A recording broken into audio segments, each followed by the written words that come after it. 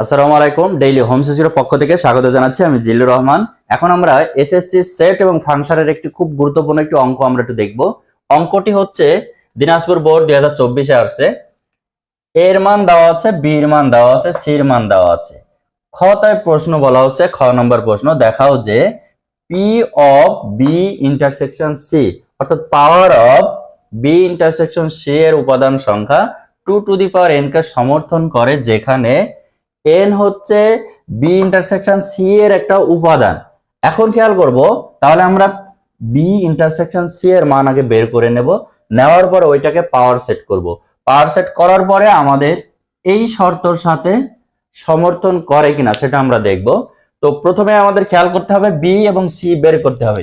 B, এখানে C এর মান দেওয়া আছে, বির মানটা আসলে আমাদের বের করে নিতে হবে। এখানে একটু ক্লু দেওয়া আছে যে x belongs to n such that x মৌলিক সংখ্যা। x এর মানটা হচ্ছে মৌলিক সংখ্যা হবে এবং সেটা হবে কত? মৌলিক সংখ্যা হতে হবে, একটা সীমা আমাদের নির্ধারণ করে দিয়েছে, সেটা হচ্ছে 11 হচ্ছে ছোট হতে হবে।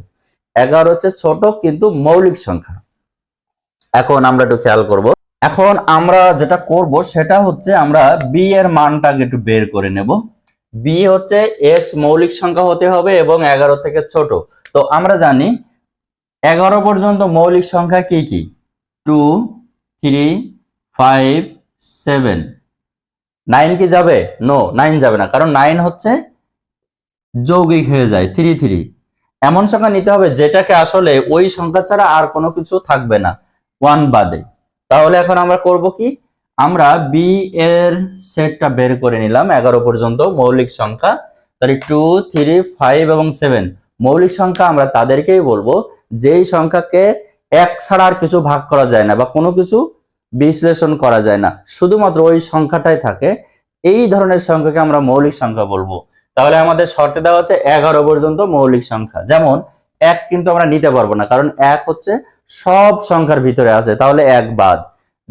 2 কে ভাগ করলে 1 ছাড়া আর কিছু থাকে না, তাহলে সেটা মৌলিক সংখ্যা। 3 মৌলিক সংখ্যা। 4 হবে না, কারণ 4 আবার 2 গুণ করলে 4 হয়, তাহলে ওটা বাদ, যৌগিক সংখ্যা হয়ে গেল। 5 মৌলিক সংখ্যা, কারণ 5 কে ভাগ করলে আর অন্য কোনো সংখ্যা হয় না 1 ছাড়া। এরপরে আমরা 7ও ঠিক সেম, এটা ভাগ করলে আর অন্য কোনো সংখ্যা পাওয়া যায় না 1 ছাড়া। 8 নেওয়া যাবে না, 4 দুগুণে 8। 9 নেওয়া যাবে না, 10 নেওয়া যাবে না, 5 দুগুণে 10। এই জন্য ওইগুলো হচ্ছে যৌগিক সংখ্যা। আবার 11 কিন্তু নেওয়া যাবে না।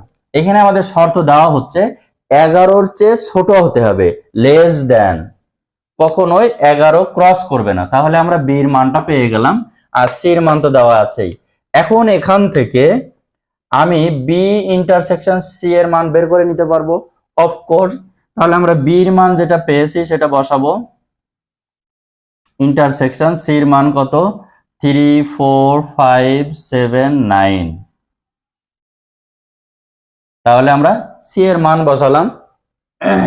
এখন আমরা খেয়াল করব ইন্টারসেকশন মানে কি। ইন্টারসেকশন মানে উভয় পক্ষ থেকে শুধুমাত্র কমন অংশটা যাবে, যেটা সবার ভিতরে আছে সেটা যাবে, আর বাকিগুলো বাদ যাবে।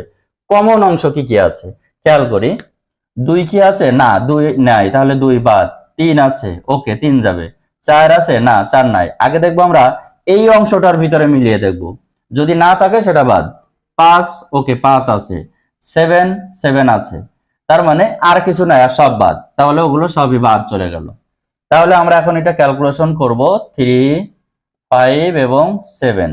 তাহলে বাদটা দিয়ে এখন আমাদের আছে কত? 3, 5 এবং 7। কি আছে? বি এবং সি এর ইন্টারসেকশনের যে মান, সেই মানটা আছে। আমরা বি পেয়ে গেলাম। এখন আমাদের বের করতে হবে কত? বি ইন্টারসেকশন সি এর পাওয়ার সেট অর্থাৎ শক্তি সেট। এইটা আমরা এখন একটু বের করব। তো সেটা আমরা যেটা করব সেটা হচ্ছে আমরা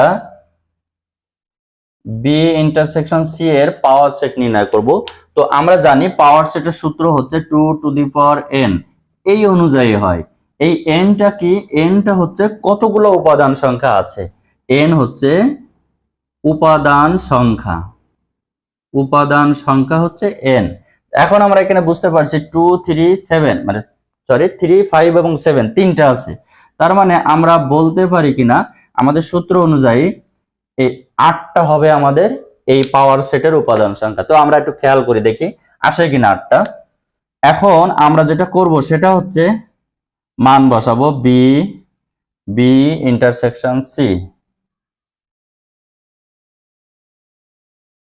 3, 5 এবং 7। খেয়াল করব এইখানে আমাদের এখন 8টা আমরা বসাবো। সেক্ষেত্রে আমাদের প্রথম যেটা আসে যে ফাঁকা সেট বসে গেল, তারপরে প্রত্যেকটা একটা একটা করে বসে যাবে। 3, 5, 7 ফাঁকা সেট বসে গেল, প্রত্যেকটা একটা একটা করে বসে গেল। এরপরে পুরা ওই অংশটাই একটা বসবে। তো সেটা আমি এটা পরেও লিখতে পারি, তো আগে লিখলাম। এরপরে আমরা যেটা করব সেটা হচ্ছে দুইটা দুইটা করে 3, 5, 3 সাথে আবার যাবে 7, এরপরে যাবে 5 এবং 7। আমরা এই যে ওই যে কয়টা আছে সেটা একবার সহ নিয়ে নিলাম। এইটা সাধারণত শেষে দিলে ভালো হয়, আগে দিলেও মানে এটা আসলে কোনো ব্যাপার না আগে পরে, কিন্তু এটা শেষে দিলে বেশি ভালো হয়। তো যাই হোক আমরা এখন একটু আগে দিলাম, আমরা পরবর্তীতে এটা ঠিক করব। খেয়াল করি এখন আমাদের 8টা হয়েছে কিনা আমরা একটু খেয়াল করব। 1, 2, 3, 4, 5, 6, 7, 8 8টা হয়ে গেছে, তার মানে আমাদের অঙ্ক হয়েছে। এখন আমরা একটু খেয়াল করব এইটা আমরা একটু সাজিয়ে বসাই। 3, 5, 7 এটা পরে নিয়ে লিখবো। 3, 5, 3, 7 বসাবো। 5, 7, 3, 5, 7 এই যে পাওয়ার সেটের মানে পাওয়ার সেট বের করতে গেলে আমরা এই সূত্র ফলো করব 2 টু দি পাওয়ার n। এটা ফলো করলে আমাদের এখানে এই অনুযায়ী আসে যেটা যে 2 টু দি পাওয়ার 3, কারণ 3টা হচ্ছে উপাদান সংখ্যা, তার মানে 8। এখন যেহেতু আমাদের এই সূত্রকে সমর্থন করলো, তাহলে আমাদের এই যে প্রশ্ন মতে যেটা দেওয়া আছে যে এত এর উপাদান সংখ্যা 2 টু দি পাওয়ার n কে সমর্থন করে কিনা, অবশ্যই এটাকে সমর্থন করে।